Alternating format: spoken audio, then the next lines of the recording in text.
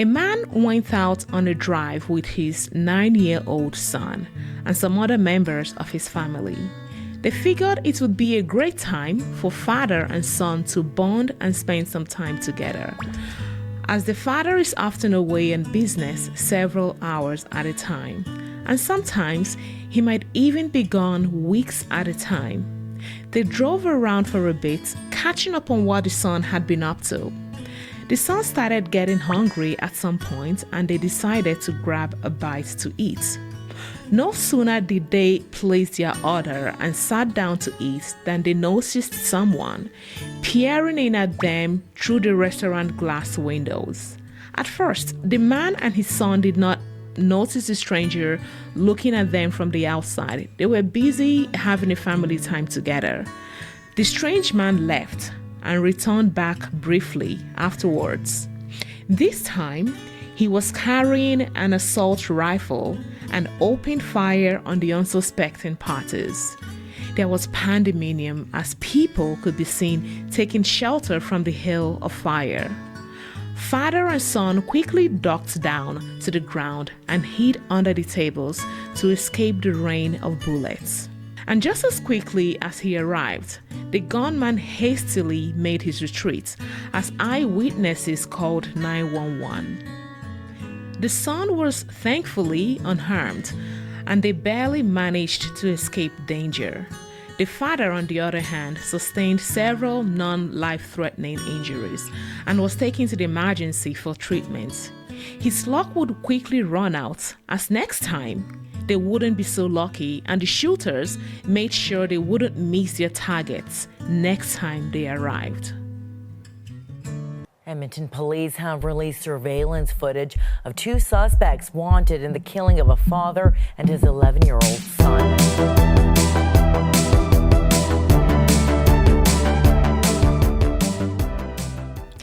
This is the story of Harpreet Singh Uppal, a 41-year-old resident of Edmonton, Alberta in Canada.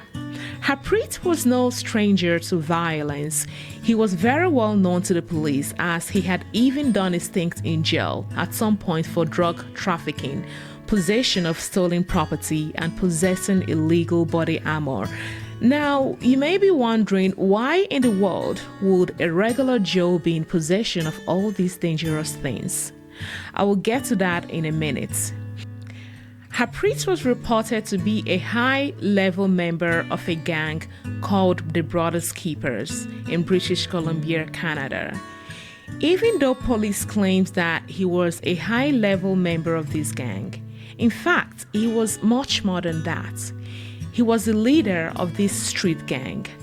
The Brothers Keepers is said to be affiliated with the popular Hells Angels gang, who were the main puppet masters of smaller organized crime gangs such as the Brothers Keepers.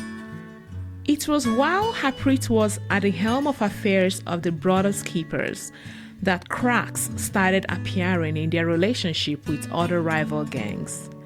You see, it is not uncommon for rival gangs to be involved in conflict over control of territories where they have control and power.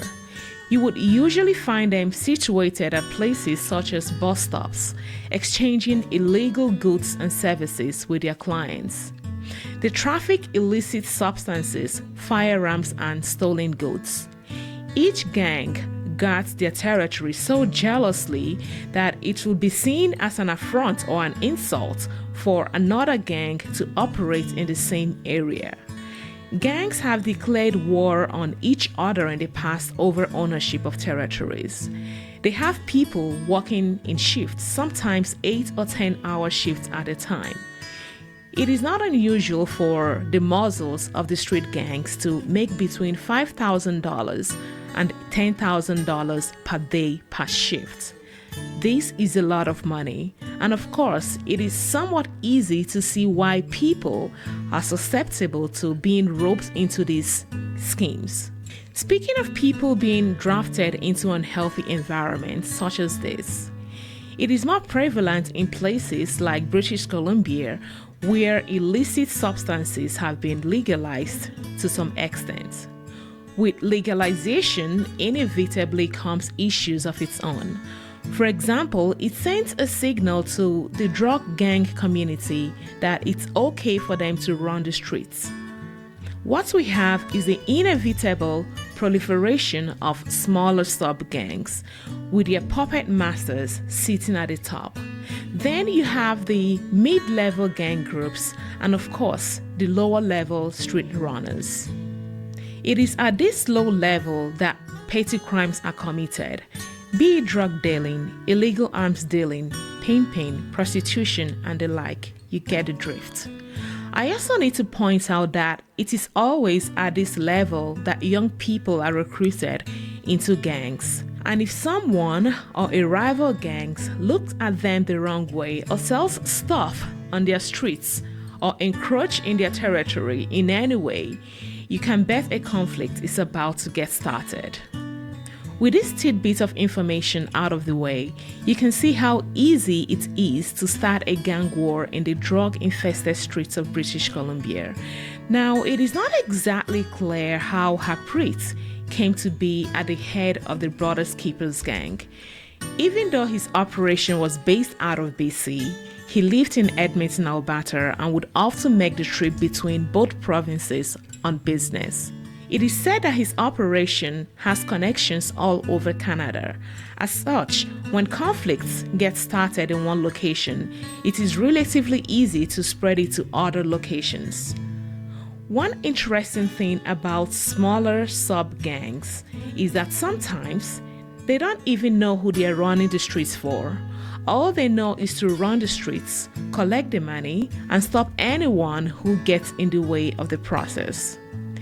The major players such as Hells Angels, who sit at the helms of affairs, brokers the importation of these illegal, dangerous substances, and their middlemen, the mid-level gangs, pushes it to the low-level street runners. This makes it easy for Hells Angels to insulate themselves from any gang wars that arise and not be directly involved or take any direct damage. The major players in the lower echelon of things were the Wolf Pack, Brothers Keepers, the United Nations, and the Red Scorpion gangs. If there's any gang wars, you would usually find these groups thick in the midst of things. This was a situation that Harpreet found himself in. He had been previously arrested by the police on charges of drug trafficking and illegal gun possession. It was only natural for him to be a target for rival gangs. Each time the police would catch and arrest him, he would spend time in jail for a few months or even a few weeks at a time, and then be let off with a warning.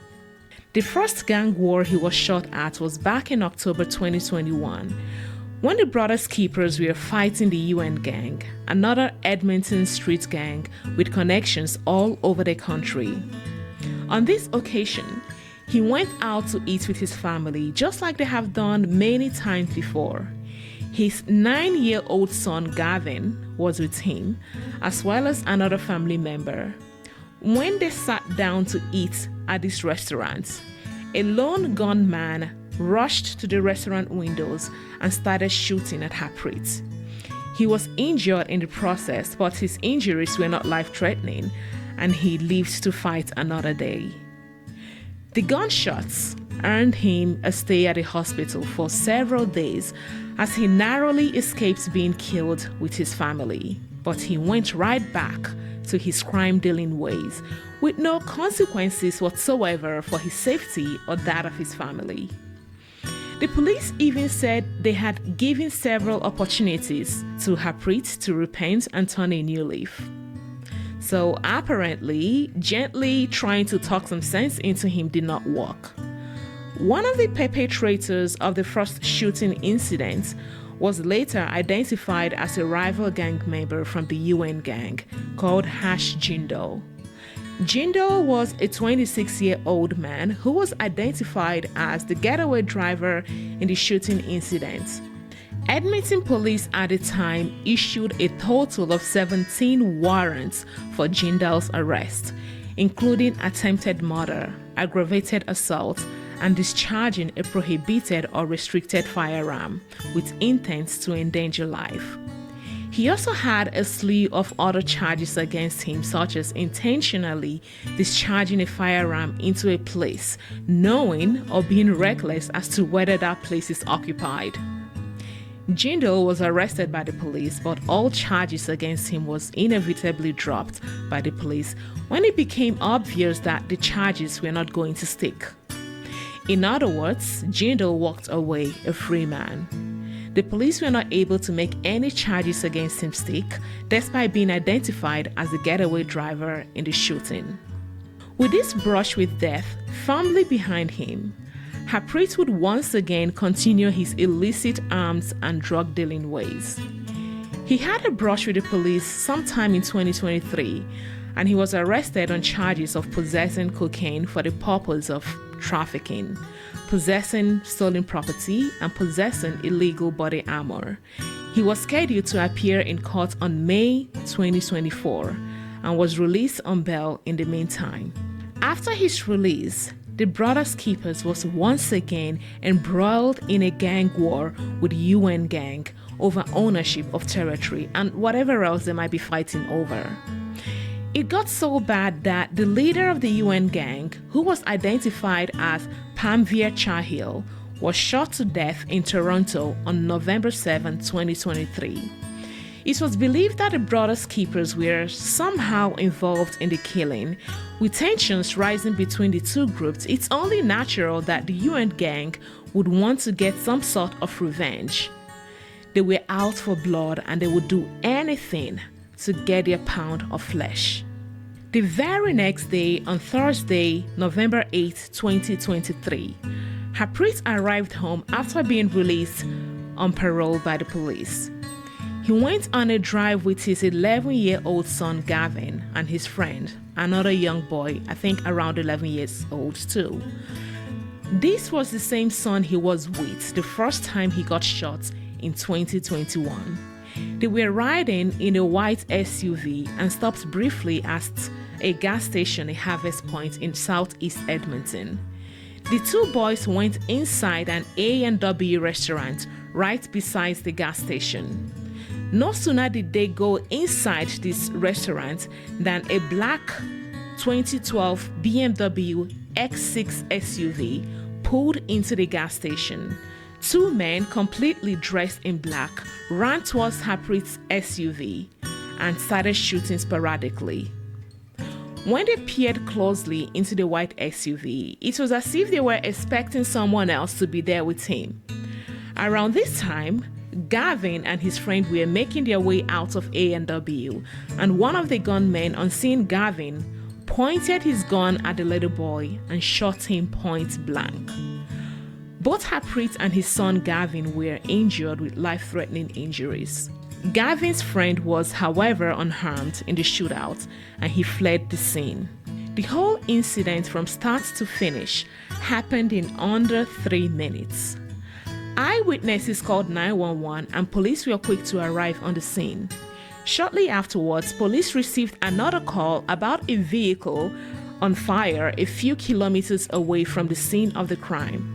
When police arrived at the scene of the burning vehicle, they found it burnt to crisp.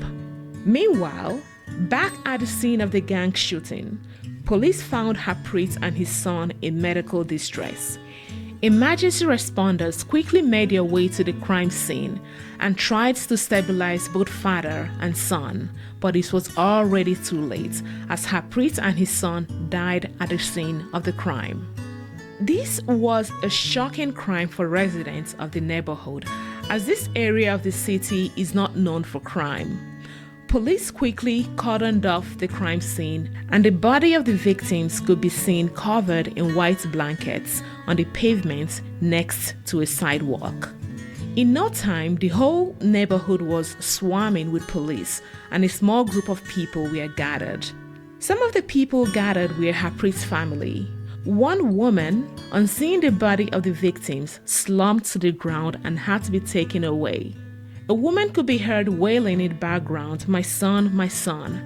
Another woman could be seen crying, "Daddy, daddy, not my daddy."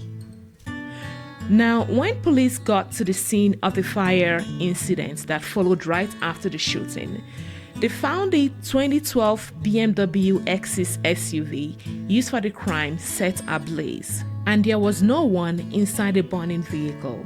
On running the vehicle plates, they discovered the vehicle had been stolen earlier in the day. After committing the crime, the perpetrators now ditched the vehicle and set it on fire. This is consistent with how gangs operate, especially when it involves shooting of this nature. They will steal or hijack a vehicle, rob with it, or in this case, kill with it, and then dump it in a remote location and set it on fire.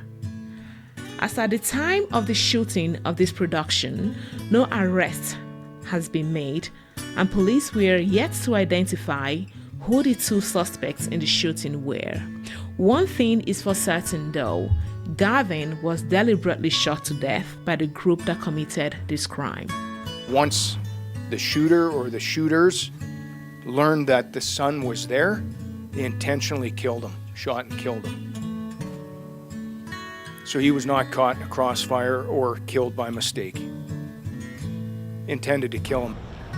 While it may be understandable why the gang may want to go after Harpreet after his group allegedly killed their leader, it is, however, mind-boggling why they would want to go after an innocent child that had done nothing to them.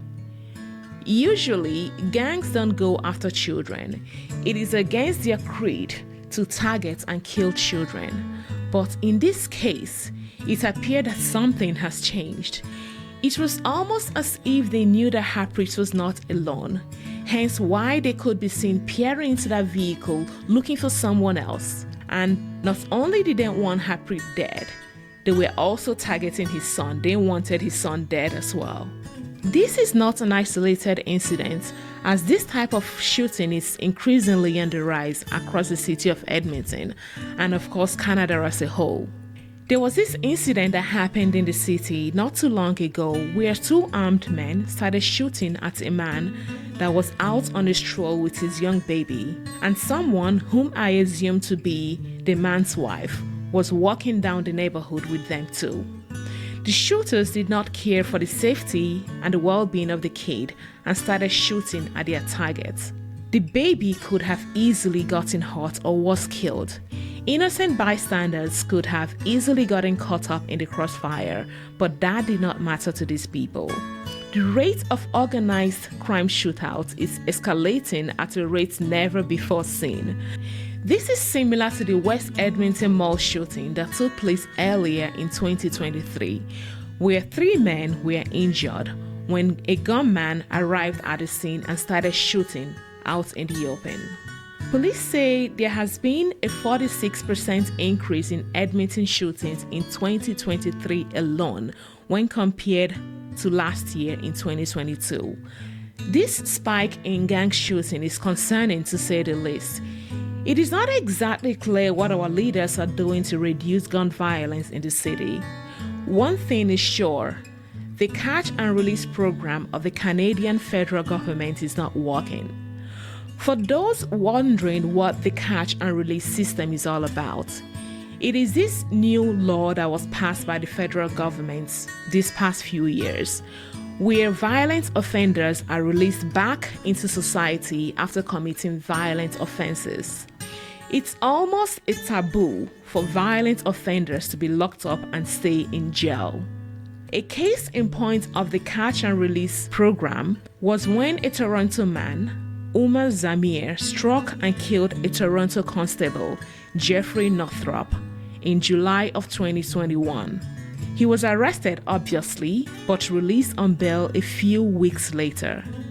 The courts were hoping he wouldn't commit another crime and be an upstanding citizen moving forward.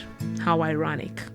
There was no shred of evidence that he wouldn't reoffend. In fact, the police warned that he's a safety risk to Canadians, but the courts disagreed and he walked away a free man. Another case in point was the arrest and conviction of Mohammed Majidpour in Vancouver. This guy had been previously convicted 30 times prior for different violent offenses, such as assault with a deadly weapon and uttering threats. Yet, each time, he would get released back into the population where he would commit more violent offenses. In each instance, the guy would get released before the arresting officer finishes typing up his report. Then he would get rearrested and the cycle continues. You get where I'm going with this. Another career criminal, Miles Sanderson, was released halfway into his 4-year prison sentence for assaulting a police officer, robbery, threats, and assault with a deadly weapon. Even though he was assessed and deemed high risk with a high likelihood of reoffending soon afterwards, he was still let loose on the streets of Canada. Upon his release, Miles went on a stabbing rampage and stabbed 11 people to death in the James Cree Nation in Saskatchewan in September 2022.